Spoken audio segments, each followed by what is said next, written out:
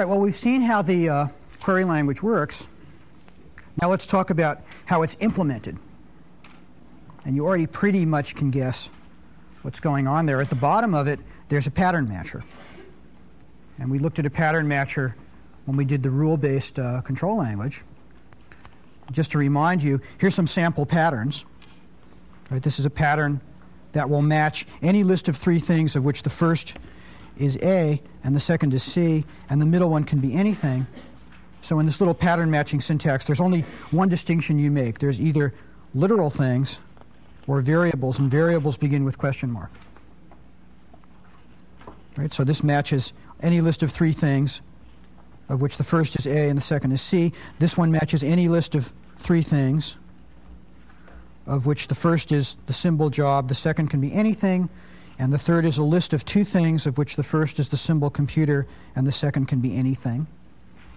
And this next one, matches any list of three things, and the only difference is here, the third list, the first is the symbol computer, and then there's some rest of the list.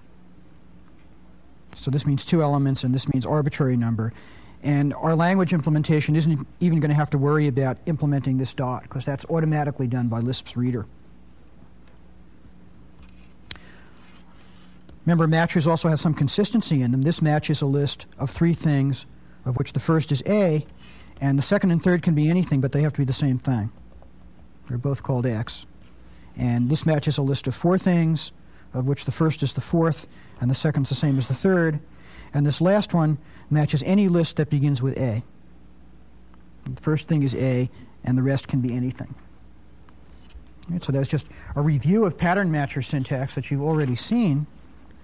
And remember, that's implemented by some procedure called match. And match takes a pattern and some data and a dictionary,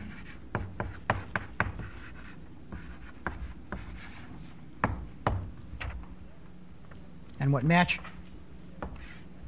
asks the question: is there any way to match this pattern against this data object subject to the bindings that are already in this dictionary?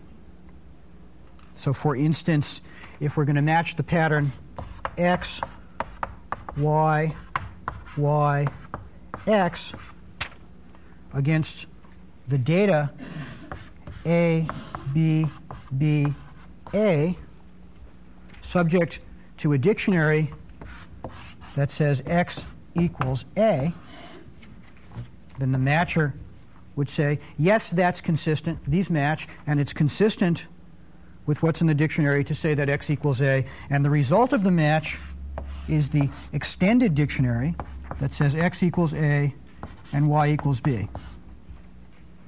So a matcher takes in pattern data dictionary, puts out an extended dictionary if it matches, or if it doesn't match, says that it fails. So for example, if I use the same pattern here, if I say does X, Y, Y, X match A, B, B, A, with the dictionary Y equals A, then the matcher would put out fail.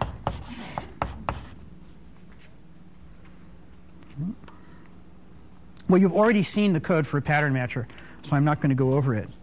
But it's the same thing we've been doing before. Right? So you saw that in the system on rule-based control. It's essentially the same matcher. In fact, I think the syntax is a little bit simpler, because we're not worrying about arbitrary constants and expressions and things. There's just variables and constants. OK, well, given that, what's a primitive query? Primitive query is going to be a rather complicated thing. It's going to be, let's think about the query job of X is d dot y. That's a query we might type in. That's going to be implemented in the system. So we'll think of it as this little box. Here's the primitive query. And what this little box is going to do is take in two streams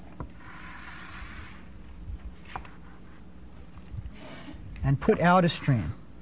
So the shape of a primitive query is that it's a thing where two streams come in and one stream goes out. What these streams are going to be is down here is the database.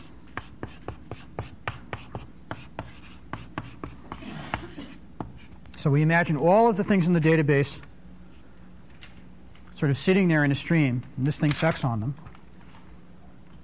So what are some things that might be in the database? Oh,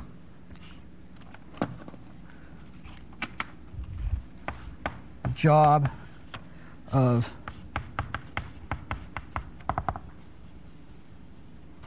Alyssa is something, and some other job is something. So imagine all of the facts in the database sitting there in the stream. And that's what comes in here. What comes in here is a stream of dictionaries. So one particular dictionary might say,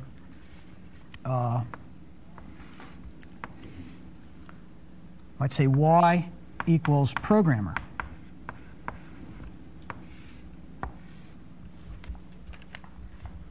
Now what the query does, when it gets in a dictionary from this stream, it finds all possible ways of matching the query against whatever's coming in from the database.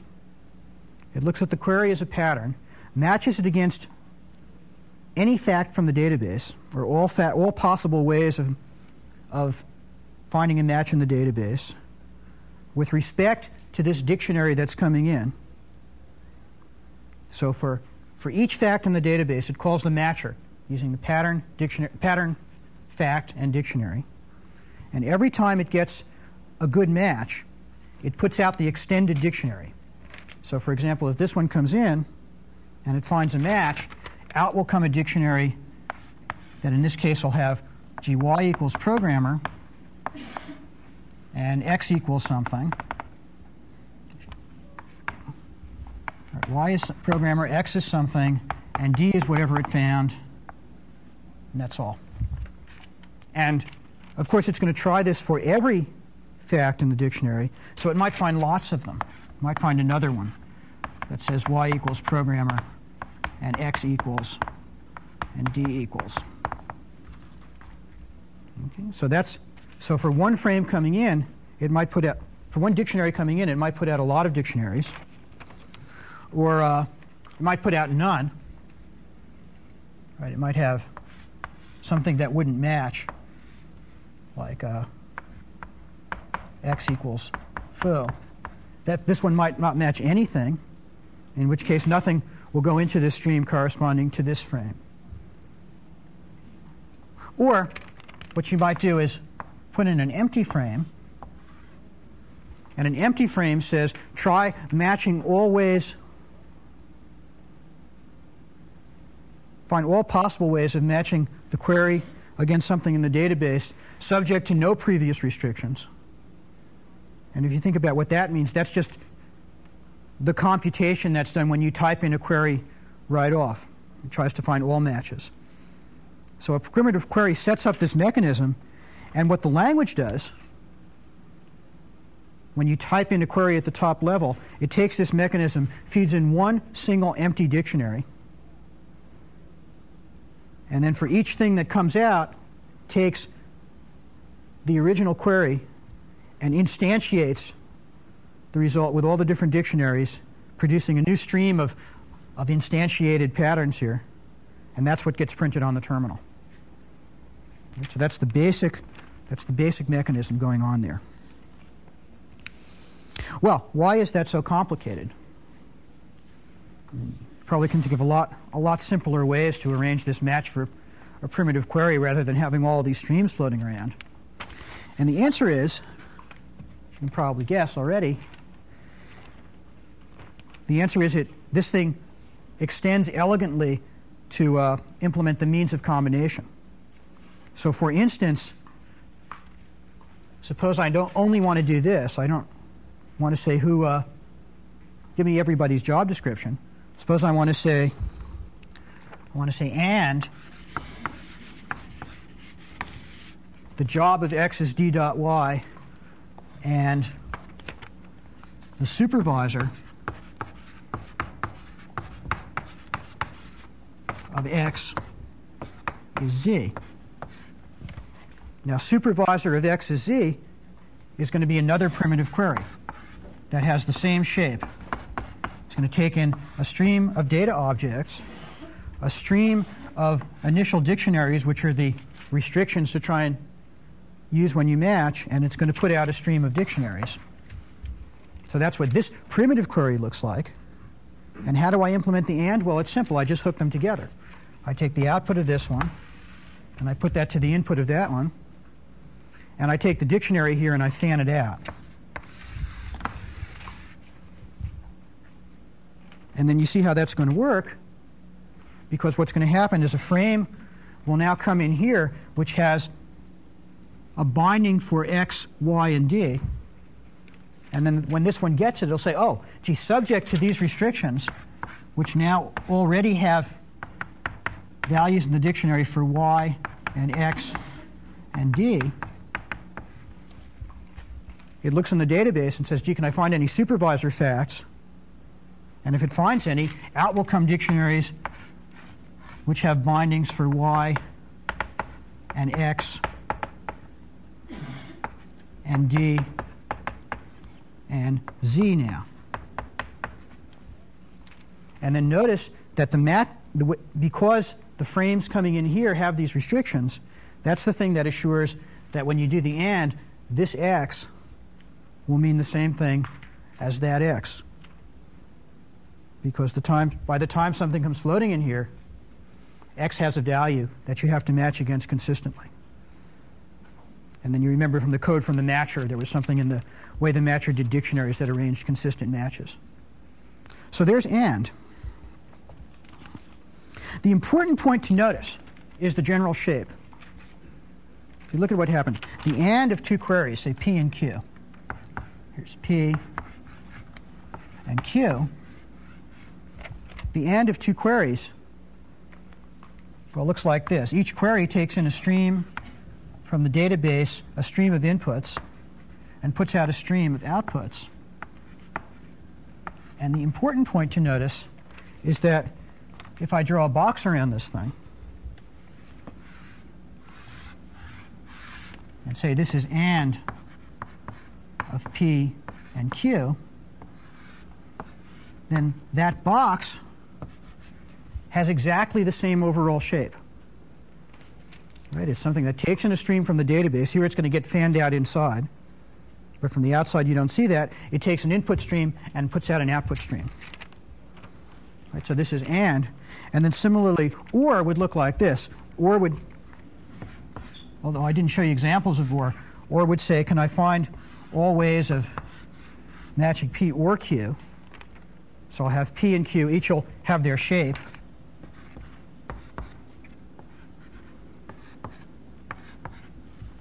And the way OR is implemented is I'll take my database stream, I'll fan it out, I'll put one into P and one into Q. I'll take my initial query stream coming in and fan it out. So I'll look at all the answers I might get from P and all the answers I might get from Q, and I'll put them through some sort of thing that appends them or merges the result into one stream. And that's what will come out. And this whole thing from the outside is OR. And again, you see it has the same overall shape when looked at from the outside. Okay. What's not works kind of the same way. If I have some query P, if I have P, I take the primitive query for P. Here I'm going to implement not P. and not just going to act as a filter. I'll take in the database, and my stream of dictionaries coming in, and what not-p will do is it will filter. It'll filter these guys. And the way it'll filter it, it'll say when I get in a dictionary here, I'll find all the matches, and if I find any, I'll throw it away. And if I don't find any matches to something coming in here, I'll just pass that through. So not as a pure filter. Right? So AND is, think of these sort of electrical resistors or something. AND is series combination, and OR is parallel combination. And then not is not going to extend any dictionaries at all. It's just going to filter it. It's going to throw away the ones for which it finds a way to match. And Lisp value is sort of the same way. The filter is a little more complicated. It applies the predicate. Okay. The major point to notice here, and it's a major point we've looked at before, is this idea of closure. Right? The things that we build as means of combination have the same overall structure as the primitive things that we're combining. So the AND of two things, when looked at from the outside, has the same shape. And what that means is that this box here could be an AND or an OR or a NOT or something, because it has the same shape to interface to the things, to the larger things. It's the same thing that allowed us to get complexity in the Escher picture language, or allows you to immediately build up these complicated structures just out of pairs. Right? It's closure. Right? And that's the thing that allowed me to do what by now you took for granted. When I said, gee, there's a query which is AND of job and salary, and I said, oh, there's another one which is AND of job of a NOT of something. And the fact I could do that is a direct consequence of this closure principle. Okay, let's break and then we'll go on.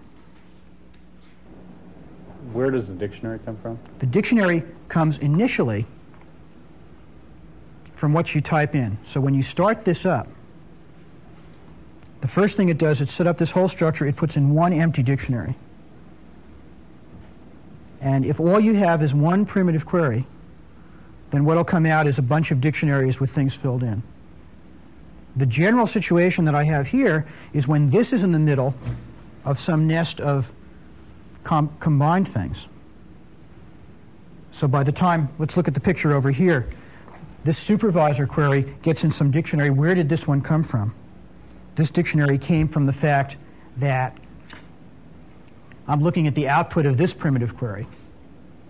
So maybe to be very specific, if I literally typed in just this query at the top level, this AND, what would actually happen is it would build this structure and start up this whole thing with one empty dictionary. And now this one would process, and a whole bunch of dictionaries would come out with X, Ys, and Ds in them. Run it through this one. So now there's this, that's the input to this one. This one would now put out some other stuff. And if this itself were buried in some larger thing, like an OR of something, then that would go feed into the next one. So you initially get only one empty dictionary when you start it, but as you're in the middle of processing these compound things, that's where these cascades of dictionaries start getting generated. Dictionaries only result or come about as a result of using the queries, or do they stay someplace in space like the database does? Are these temporary items? They're created temporarily in the matcher, where they're someplace in storage. Initially, someone creates a thing called the empty dictionary. That gets initially fed to this match procedure, and then the match procedure builds some dictionaries, and they get passed on and on. Okay, so they'll go away after the match? They'll go away when no one needs them again. Yeah. Here. It appears that the AND performs some redundant searches of the database. If the first clause matched on, say, the third element and not on the first two elements, the second clause is going to look at those first two elements again, discarding them because they don't match. The match is already in the dictionary. Would it make sense to carry the data element from the database along with the dictionary? Yeah, there are Well, in general, there are other ways to arrange this search. And there's some analysis that you can do. I think there's a problem in the book which talks about a different way that you can cascade and to eliminate various kinds of redundancies. This one is was mainly meant to be very simple, so you can see how they fit together. But you're quite right, there are redundancies here that you can get rid of. That's another reason why this language is somewhat slow. There are a lot smarter things you can do. We're just trying to show you a very simple in-principle implementation. Did you model this language on Prolog, or did it just come out looking like Prolog?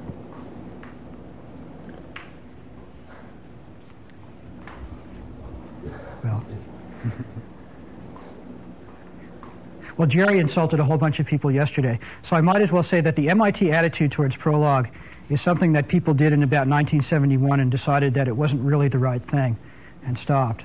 So we modeled this on the sort of natural way that this thing was done in about 1971, except at that point we didn't do it with streams. And then after we were using it for about 6 months, we discovered that it had all these problems, some of which I'll talk about later. And we said, gee, Prolog must have fixed those, and then we found out that it didn't. So this does about the same thing as Prolog. Does Prolog use streams? No. Prolog,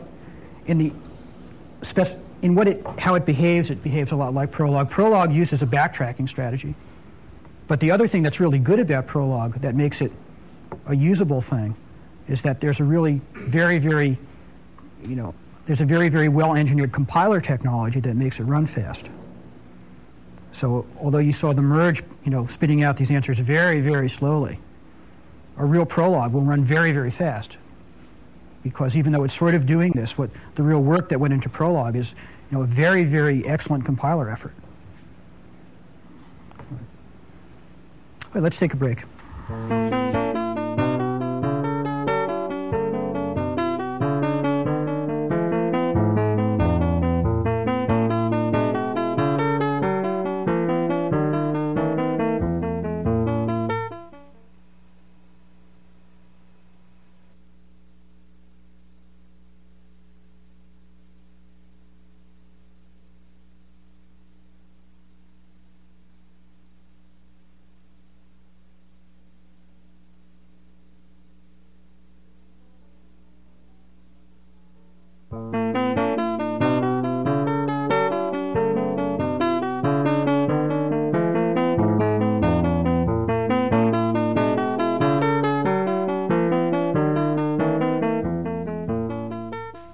We've looked at the primitive queries and the ways that streams are used to implement the means of combination, right? And or, and not. Now let's go on to the means of abstraction. Remember, the means of abstraction in this language are rules. So Z is a boss in division D. If there's some X who has a job in division D, and Z is the supervisor of X. That's what it means for someone to be a boss. So, and in effect, if you think about what we're doing with relation to this, there's the query we wrote. The job of X is in D, and the supervisor of X is Z. What we in effect want to do is take this whole mess and draw a box around it.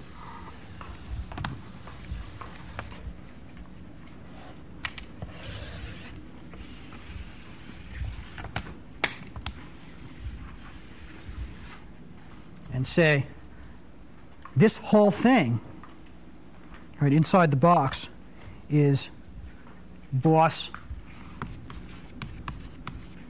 of Z in division D. That's in effect what we want to do. So for instance, if we've done that and we want to check whether or not it's true that Ben Bitdiddle is a boss in the computer division. So if I want to say boss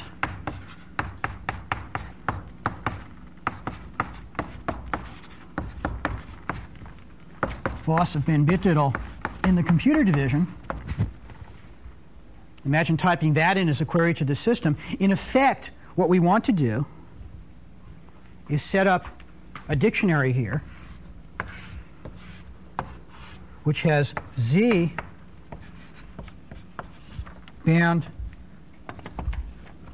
to Ben Bitdiddle,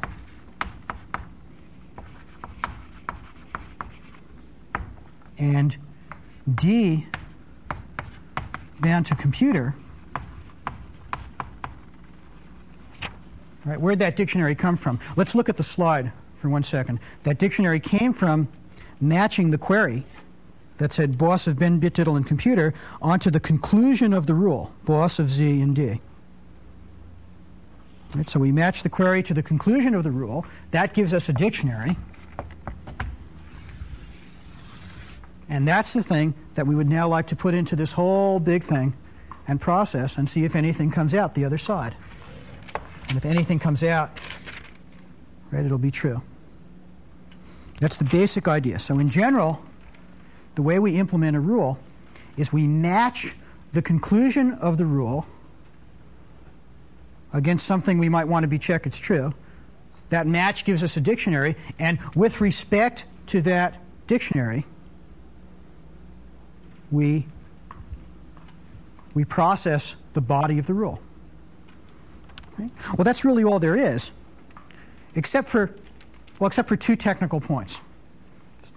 Right? The first technical point is that I might have said something else. I might have said, who's a boss in the computer division? So I might say boss of who in computer division.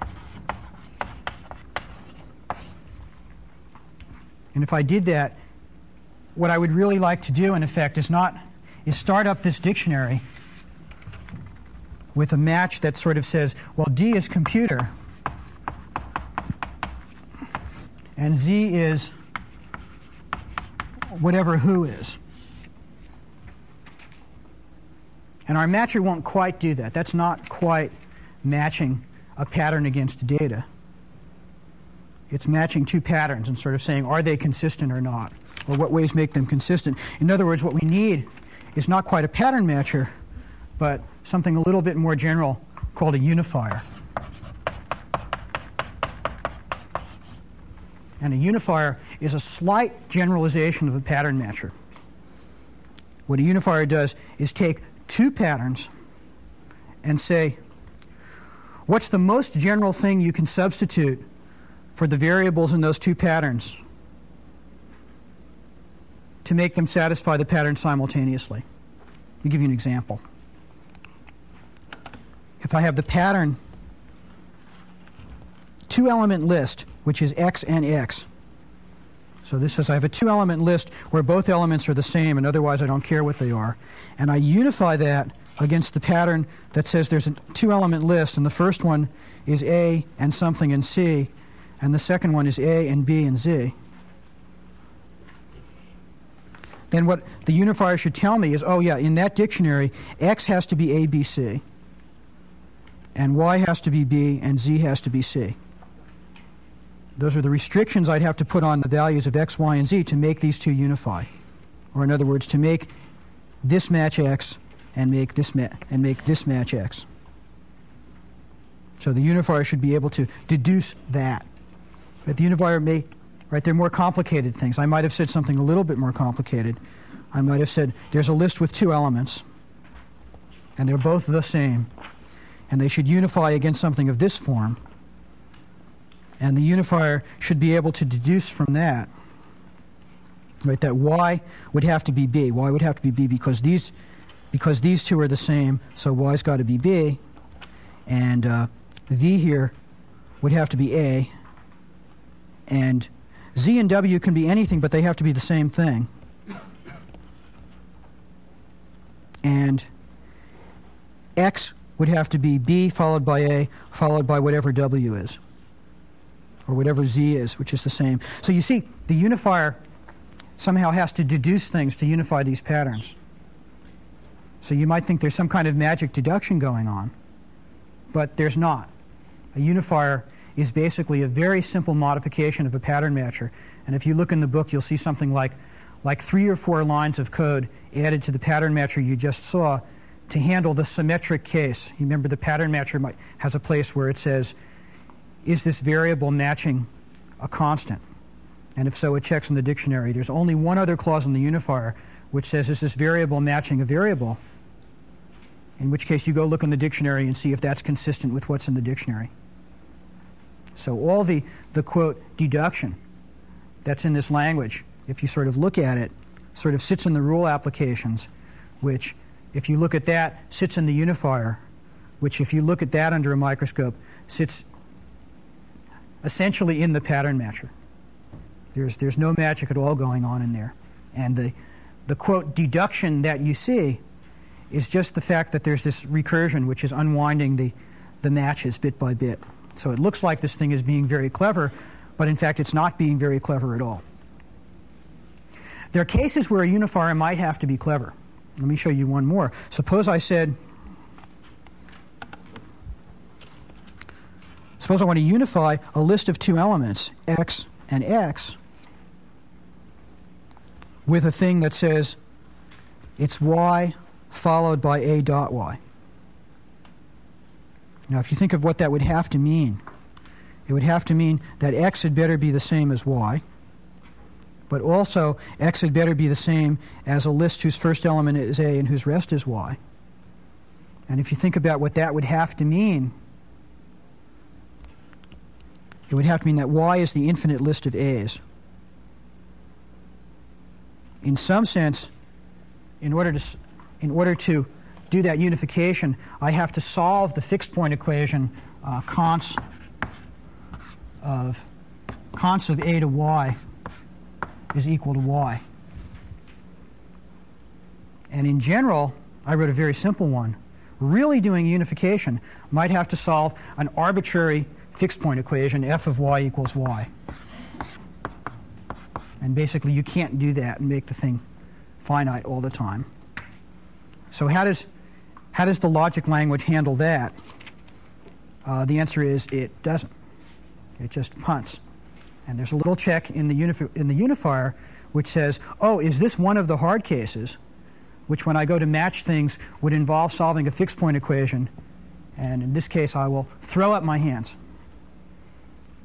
And if that check were not in there, what would happen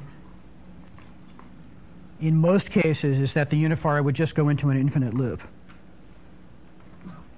And other logic programming languages work like that. So there's really no magic. The easy case is done in the matcher. The hard case is not done at all. And that's about the state of this technology.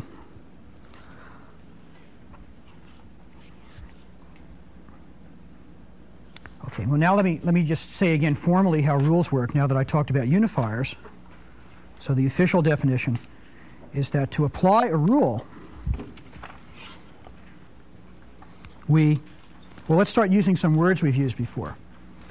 Let's talk about sticking dictionaries into these big boxes of query things as evaluating these large queries relative to an environment or a frame. See, we can think of that dictionary. What's the dictionary after all? It's a bunch of meanings for symbols. That's what we've been calling frames or environments. What does it mean to do some processing relevant to an environment? That's what we've been calling evaluation. So we can say the way that you apply a rule is to evaluate the rule body relative to an environment that's formed by unifying the rule conclusion with the given query. And the thing I want you to notice is the complete formal similarity to the metacircular evaluator, or the substitution model. To apply a procedure, we evaluate the procedure body relative to an environment that's formed by binding the procedure parameters to the arguments. There's a complete formal similarity there between rule application, and procedure application, even though these things are very, very different.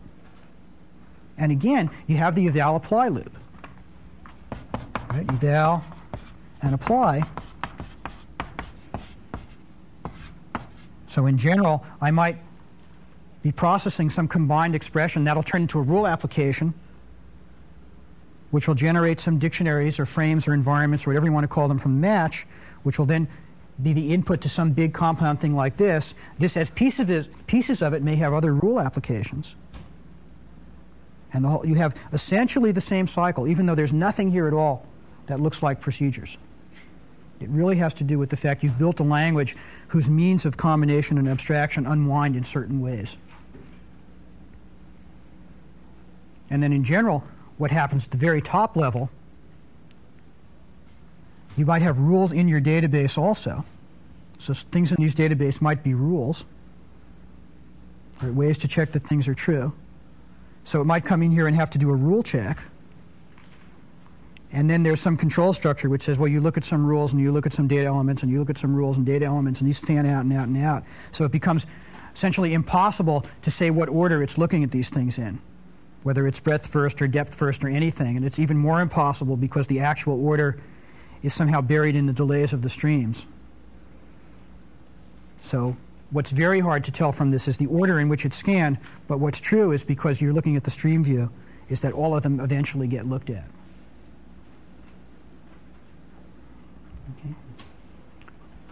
Okay. Let me just mention one tiny technical problem. Suppose I'd said over here, suppose I tried saying boss of Y is computer. Then a funny thing would happen. As I stuck a dictionary with Y in here, I might get, this Y is not the same as that Y, which was the other piece of somebody's job description. So if I really only did literally what I said, we'd get some variable conflict problems. So I lied to you a little bit. Notice that problem is exactly a problem we've run into before. It is precisely the need for local variables in a language, right? That when I have the sum of squares, that x, it better not be that x. And it's exactly the same as this y had better not be that y. And we know how to solve that. That was this whole environment model, and we built chains of frames and all sorts of things like that. There's a much more brutal way to solve it. In the query language, we didn't even do that. We did something completely brutal. We said, every time you apply a rule, rename consistently all the variables in the rule to some new unique names that won't conflict with anything. And if you look at that's conceptually simpler, but really brutal and not particularly efficient. But notice we could have got rid of all our environment structures if we defined for procedures in Lisp the same thing. If every time we applied a procedure and did the substitution model, we renamed all the variables in the procedure, then we never would have had to worry about local variables because they would never arise. Okay, well that would be inefficient, and it's inefficient here in the query language too, but we did it to keep it simple. Okay, let's break for questions. When you started this section, you emphasized how powerful our apply eval model was, that we could use it for any language, and then you said you were going to have this language which is so different. It turns out that this language, as you just pointed out, is very much the same. I'm wondering if you're arguing that all languages end up coming down to this. You can apply a rule or apply a procedure or some kind of apply. I would say that pretty much any language where you really are building up these means of combination and giving them simpler names, and you're saying anything of the sort like, here's a general kind of expression, like how to square something, right? Almost anything that you would call a procedure. If that's got to have parts, you have to unwind those parts. You have to have some kind of organization which says, when I look at the abstract variables or tags or whatever you want to call them, that might stand for particular things. You have to keep track of that, and that's going to be something like an environment. And then if you say, this part can have parts which I have to unwind, you've got to have something like this cycle. And lots of languages have that character when they sort of get put together in this way. This language, again, really is different because there's nothing like procedures on the outside. When you go below the surface and you see the implementation, of course, it starts looking the same. But from the outside, it's a very different worldview. You're not computing functions of inputs.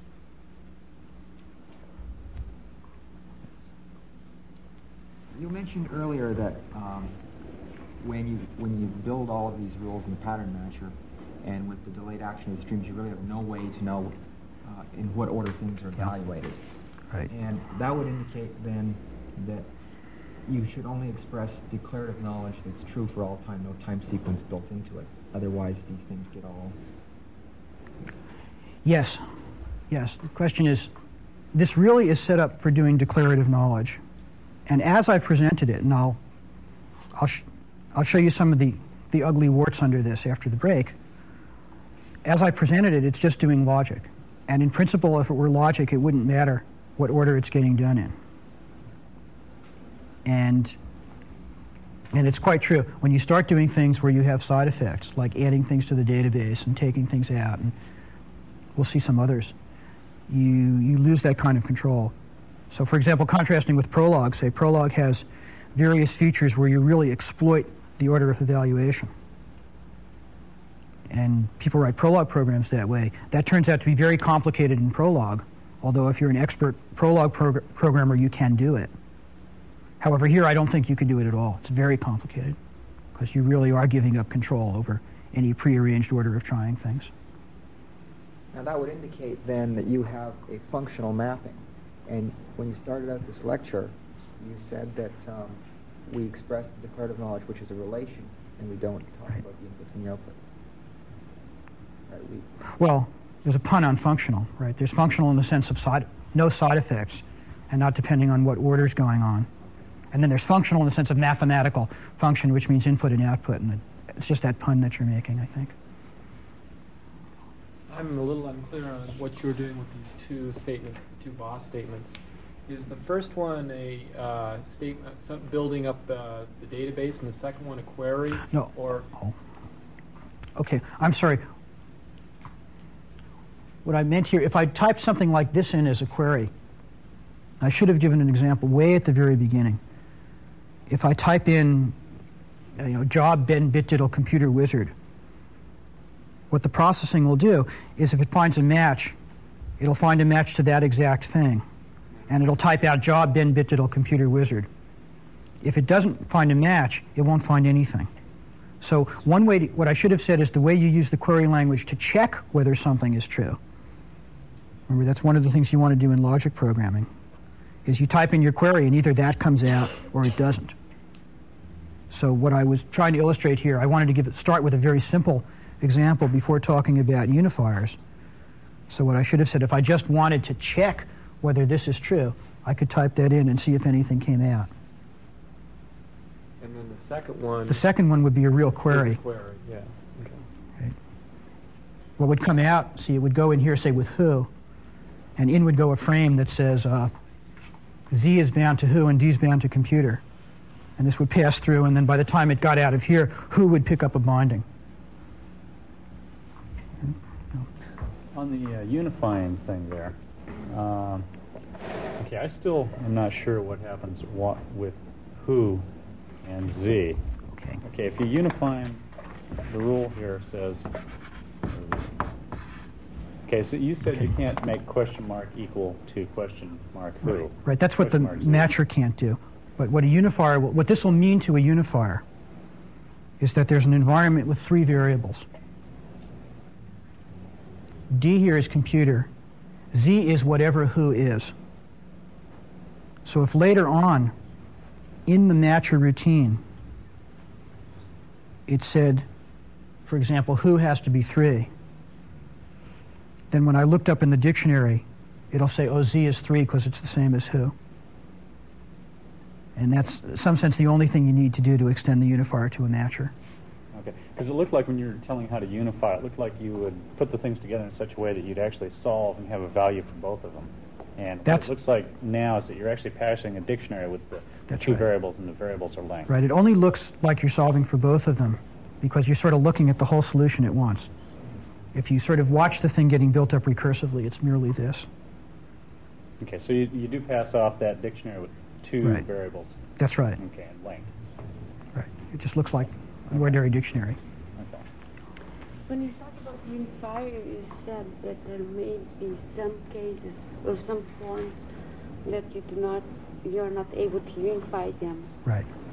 Can you just, by building the rules or writing the forms of know in advance if you are going to be able to solve, to get into an unification or not? I mean, can you add some properties either to the rules itself or to the form that you're writing so that you avoid the problem of not finding unification? Well, I mean, you can agree, I think, to write in a fairly restricted way where you won't run into it. See, because what you're getting, see, the place where you get into problems is when you, well, again, you're trying to match things like that against things where these have structure, where A, Y, B, Y something. So this is the kind of place where you're going to get into trouble. And so you can detect it syntactically? So you can kind of watch your rules and the kinds of things that you're writing. So that's a problem that the builder of the database has to be concerned? That's or a problem. Querier? It's a problem either, not quite the builder of the database, the person who's expressing the rules, or the builder of the database. What the unifier actually does is you can check at the next level down. When you actually get to the unifier, and you'll see in the code where it looks up in the dictionary, if it sort of says, what does Y have to be? Oh, does Y have to be something that contains a Y as its expression? At that point, the unifier can say, oh my God, I'm trying to solve a fixed point equation. I'll give up here. You make the distinction between the rules and the database. Aren't the rules added to the database? Yes. Yes, I should have said that. One way to think about rules is that they're just other things in the database. Right? So if you want to check, there are things that have to be checked that are in the database. They're kind of virtual facts that are in the database. But in that explanation, you made the differentiation between database and the rules itself. Yeah, I probably should not have done that. The only reason to do that is in terms of the implementation. When you look at the implementation, there's a part which says check either primitive assertions in the database or check rules. And then the real reason why you can't tell what order things are going to come out in is that the rules database and the data database sort of get merged in a kind of delayed evaluation way. And so that's what makes the order very complicated.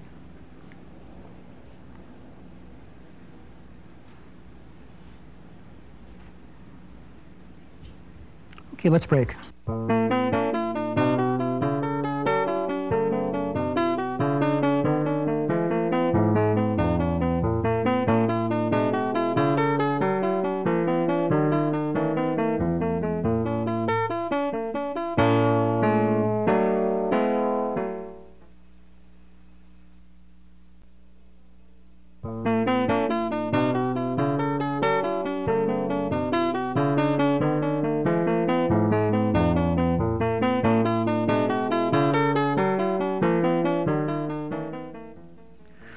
We've just seen how the logic language works and how rules work.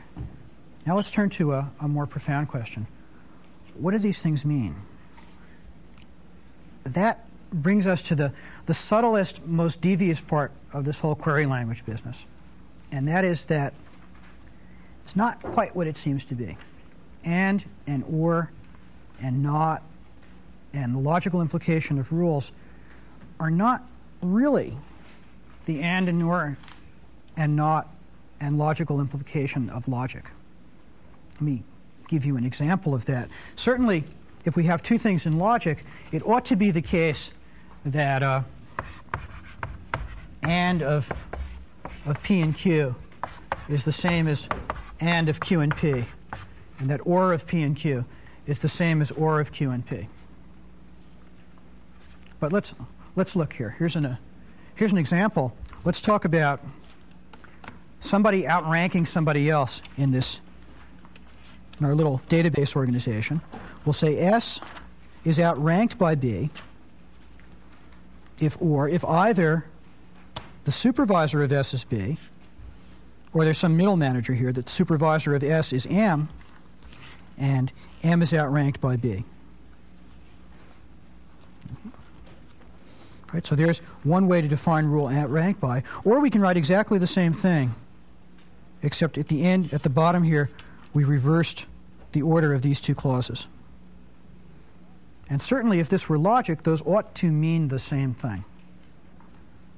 However, in our particular implementation, if you say something like who's outranked by Ben Bitdiddle, what you'll find is that this rule will work perfectly well and generate answers, whereas this rule will go into an infinite loop. And the reason for that is that this one will come in and say, oh, who's outranked by Ben Bitdiddle?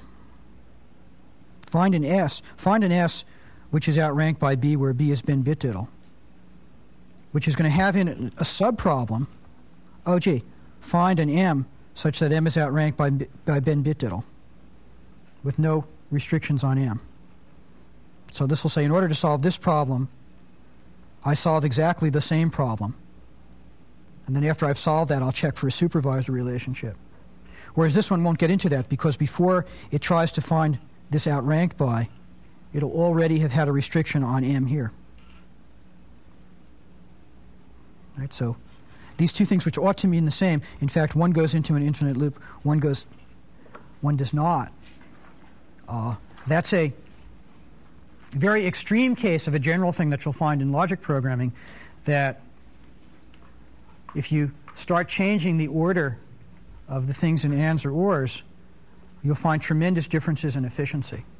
And we just saw, an infinitely big difference in efficiency, an infinite loop.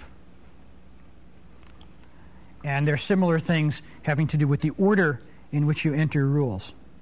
The order in which it happens to look at rules in the database may vastly change the efficiency with which it gets out answers, or in fact send it into an infinite loop for some orderings. And this whole thing has to do with the fact that you're checking these rules in some order. And some rules may lead to really long paths of implication, others might not, and you don't know a priori which ones are good and which ones are bad. And there's a whole bunch of research having to do with that, mostly having to do with thinking about making parallel implementations of logic programming languages. And in some sense, what you'd like to do is check all rules in parallel, and whichever ones sort of get answers, you bubble them up. And if some go down infinite deductive chains, well, you just, memory is cheap and processors are cheap, and you just let them buzz for as long as you want. There's a deeper problem, though, in comparing this logic language to real logic. The example I just showed you, it went into an infinite loop, maybe, but at least it didn't give the wrong answer. There's an actual deeper problem when we start comparing, seriously comparing this logic language with real classical logic. So let's sort of review some real classical logic. Let's see. I'd say all humans are mortal. Right, so that's pretty classical logic. And then maybe we'll continue in the very best classical tradition. We'll say all. Let's make it really classical. All Greeks are human. Right, and how's the syllogism go? Socrates is a Greek. And then what do you write here? I think 3 dots, classical logic. Therefore, when the syllogism, Socrates is mortal. Okay, so there's some real honest classical logic. Let's compare that with a classical logic database. Right, so here's a classical logic database. Socrates is a Greek, Plato's a Greek, Zeus is a Greek, and Zeus is a god. And all humans are mortal. Right? To show that something is mortal, it's enough to show that it's human. All humans are fallible. And all Greeks are humans, not quite right. This says that all Greeks who are not gods are human. Right? So to show something's human, it's enough to show it's a Greek and not a god. And the address of any Greek god is Mount Olympus. Right? So there's a little classical logic database. And indeed, that would work fairly well. If we type that in and say, is Socrates mortal, or Socrates fallible or mortal, it'll say yes. Is Plato mortal and fallible? It'll say Yes, if we say, is Zeus mortal, it won't find anything. Right? And it'll work perfectly well. However, suppose we want to extend this. Let's define what it means for someone to be a perfect being. I don't know if you, we'll say rule, a perfect being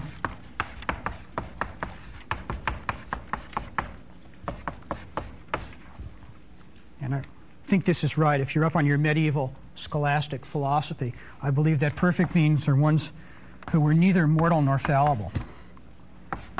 So, and not mortal X, not fallible X. All right, so we'll define the system to teach it what a perfect being is. And now what we're going to do is ask for the address of all the perfect beings. So, and the address of X is Y, and X is perfect. Okay, so what we're generating here is the world's most exclusive mailing list. Right, for the address of all the perfect beings. We might have typed this in, or we might type in this. We'll say, and perfect of X, and the address of X is Y. Well, suppose we type all that in, and we try this query. This query is going to give us an answer. This query will say, yeah, Mount Olympus. This query, in fact, is going to give us nothing.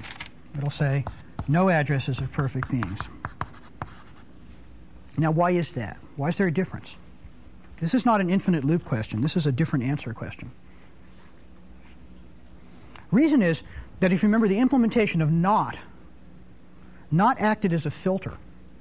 Not said, I'm going to take some possible dictionaries, some possible frames, some possible answers, and filter out the ones that happen to satisfy some condition, and that's how I implement not. If you think about what's going on here, I'll build this query box where an address piece, the output of an address piece gets fed into a perfect piece. What will happen is the address piece will set up some things of everyone whose address I know. Those will get filtered by the nots inside perfect here.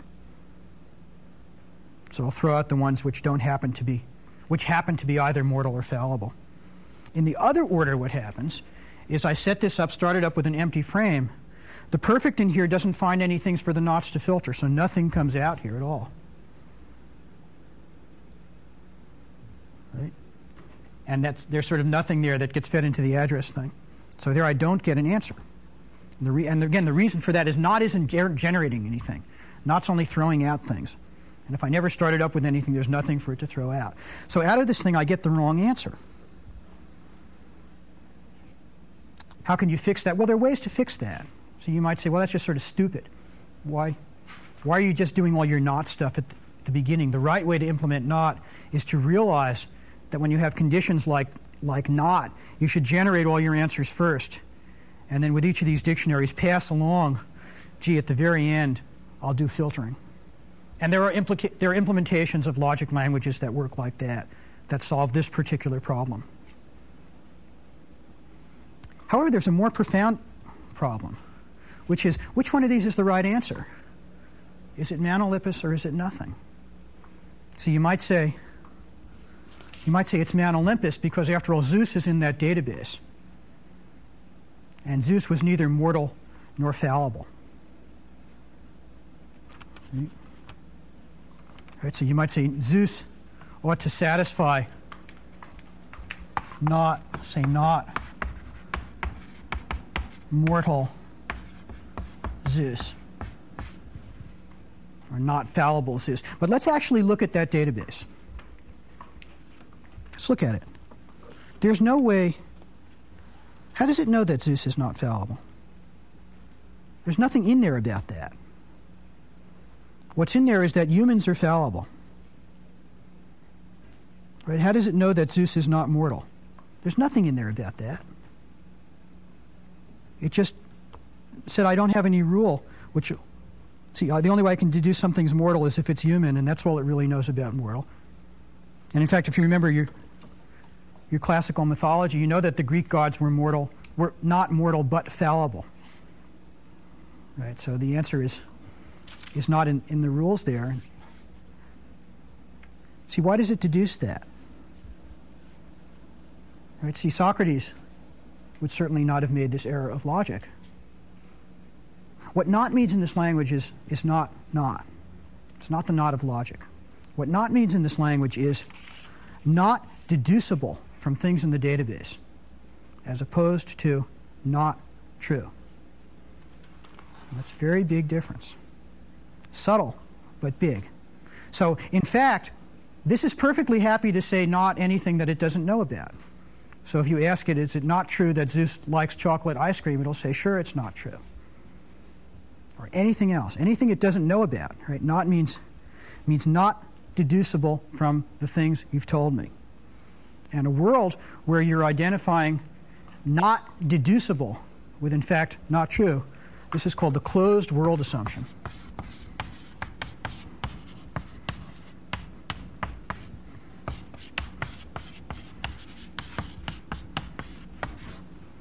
Right? Closed world assumption. Anything that I cannot deduce from what I know is not true. Right? If I don't know anything about X, then X isn't true. That's very dangerous. See, from a logical point of view, first of all, it doesn't really make sense. Because if I don't know anything about X, I'm willing to say not X. But am I willing to say not X? Well, sure, I don't know anything about that either, maybe. So not X is not necessarily the same as X, and so on and so on and so on. So there's some sort of funny bias in there. Right? So that's sort of funny. The second thing, if you start building up, real reasoning programs based on this, I mean, think how dangerous that is. Right? You're saying, you're saying, I know I'm in a position to deduce everything true that's relevant to this problem. See, I'm reasoning, and built into my reasoning mechanism is the assumption that anything that I don't know can't possibly be relevant to this problem.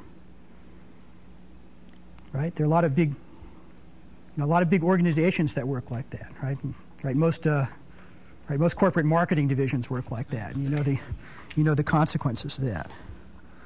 Right? So it's very dangerous to start really typing in these big logical implication systems and going on what they say, because they have this really limiting assumption built in. Right? So you have to be very, very careful about that.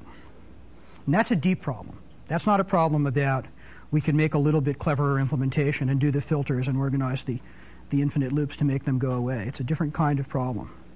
It's a different semantics. So I think to wrap this up, it's fair to say that logic programming, I think, is a terrifically exciting idea. I mean, the idea that you can bridge this gap from the imperative to the declarative, that you can start talking about relations and really get tremendous power by going above the abstraction of what's my input and what's my output. And linked to logic, the problem is it's a goal that I think has yet to be realized. And probably one of the very, very most interesting research questions going on now in languages is how do you somehow make a real logic language?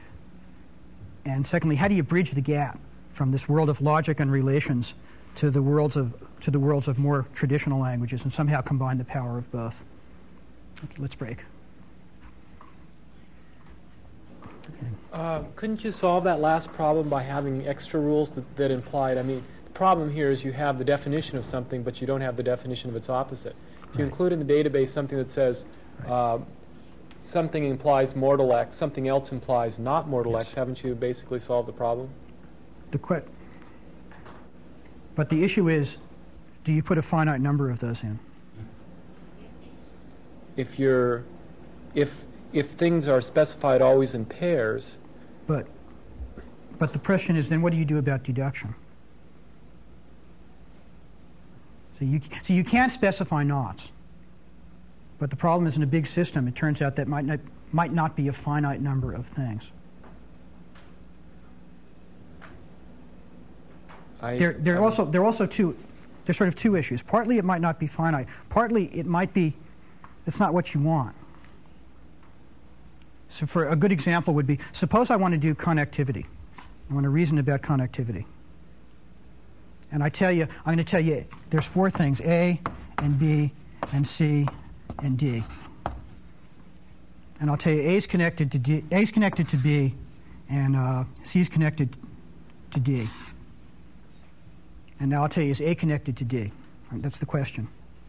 There's an example where I would like something like the closed world assumption.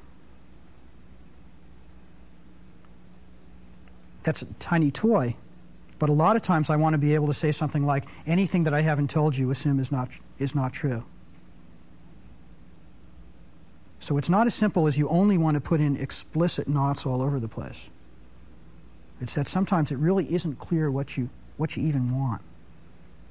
That having to specify both everything and not everything is too precise, and then you get down into problems there.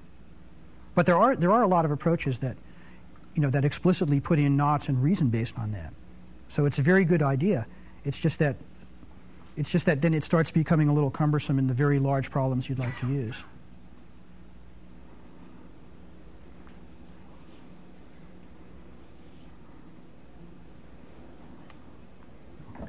I'm not sure how directly related to your argument this is, but one of your points was that one of the dangers with the closed world is you never really know all the things that are there. You never really know all the parts to it. Isn't that a major problem with any programming? I always write programs where I assume that I've got all the cases, and so I check for them all or whatever, and then somewhere down the road I find out that I didn't check for one of them. Well, sure it's true, but the problem here is it's that assumption which is the thing that you're making if you believe you're identifying this with logic. So you're quite right. It's a situation you're never in. The problem is if you're starting to believe that what this is doing is logic, and you look at the rules you write down and say, what can I deduce from them? You have to be very careful to remember that not means something else. And it means something else based on an assumption which is probably not true. Do I understand you correctly that you cannot fix this problem without killing off all possibilities of inference through altering not? No, that's not quite right. There are ways to do logic of real nots. There are actually ways to do that, but they're very inefficient as far as anybody knows. And they're much more, the quote inference in here is built into this unifier and this pattern matching unification algorithm. There are ways to automate real logical reasoning, but it's not based on that.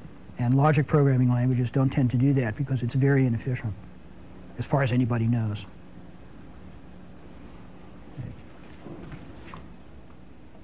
All right, thank you.